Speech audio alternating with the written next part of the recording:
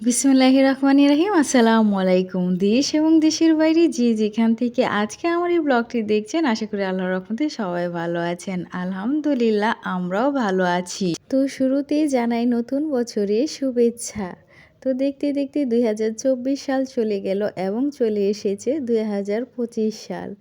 তো নতুন বছর উপলক্ষে আমাদের বাসার কাছে মেলা বসেছিল। তো সেই মেলায় ঘুরতে গিয়েছিলাম আপনাদের ভাইয়া, আমি এবং আমাদের ২ ছেলে।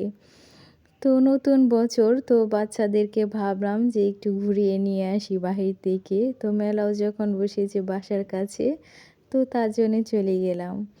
তো এর মধ্যে আমরা বেশ কিছুক্ষণ ঘুরলাম, ঘুরে দেখলাম যে মেলাতে কী কী ছিল এবং কী কী ছিল না।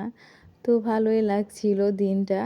তো এর মধ্যে আপনাদের কাছে প্রতিদিনের মধ্যে আমার একটি রিকোয়েস্ট, আমার এই ব্লগটি যদি প্রথম থেকে শেষ পর্যন্ত দেখে সামান্যতম পরিমাণের ভালো লেগে থাকে, তাহলে প্লিজ একটি লাইক এবং সাবস্ক্রাইব করবেন। আর কমেন্ট বক্সে অবশ্যই আপনাদের মূল্যবান মতামতটি জানিয়ে আমার পাশে থাকবেন। তো এর মধ্যে দেখতেই পারছেন যে বেশ কিছু জিনিস ছিল মেলার, যেগুলি দেখে অনেক ভালো লাগছিল। তো আমি এর মধ্যে দেখতে পেলাম যে আচারের একটি দোকান। তো আপনাদের ভাইয়াকে ওই আচারের দোকানে নিয়ে গিয়ে বেশ কয়েক রকমের আচার নিলাম। তো আচারটা নিয়ে এখন আমরা চলে যাব একটি বার্গারের দোকানে। তো আমার বড় ছেলের জন্য একটি বার্গার নিয়ে নিলাম। তো এখন আমরা চলে এসেছি একটি শুকনো খাবারের আইটেমের দোকানে। তো এখান থেকে আপনাদের ভাইয়া বেশ কয়েক রকমের শুকনো খাবারের আইটেম নিয়ে নিবে বাসার জন্যে।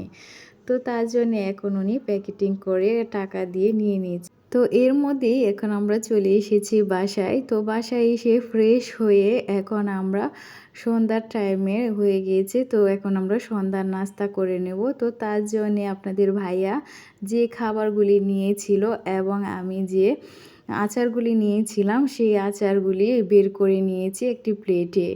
তো এর মধ্যে দেখতেই পাচ্ছেন আমার বড় ছেলে বার্গারটা খেয়ে আগে টেস্ট করে দেখছে এবং আমি একটি বড়া নিয়ে নিলাম। তো আমি বড়াটি খাবো এখন আচার দিয়ে। আজ ভিডিওটি এখানে শেষ করব। সবাই ভালো থাকবেন, সুস্থ থাকবেন এবং আমাদের জন্যও আপনারা সবাই দোয়া করবেন। আর এই নতুন বছরে যেন সবার জীবনে কল্যাণ বয়ে নিয়ে আসে।